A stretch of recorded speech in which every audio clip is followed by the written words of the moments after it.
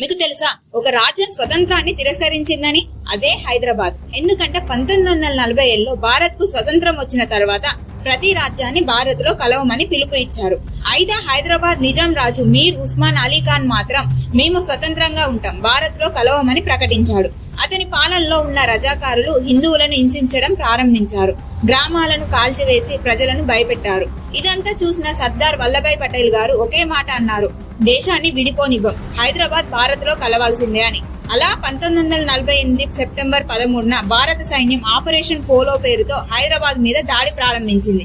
కేవలం 5 రోజుల్లోనే సెప్టెంబర్ 17 నాటికి నిజాం రాజు లొంగిపోయాడు.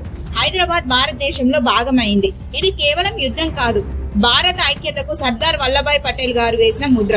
1948 సెప్టెంబర్ 17న హైదరాబాద్ భారత త్రివర్ణ పతాకం కింద నిలిచిన రోజు. అలాగే అధికారికంగా స్వతంత్రం పొంది భారత్ లో విలీనమైన రోజు కూడా. ఇలాంటి చరిత్ర రహస్యాలు తెలుసుకోవడానికి మన ఛానల్ ని సబ్స్క్రైబ్ చేసుకోండి.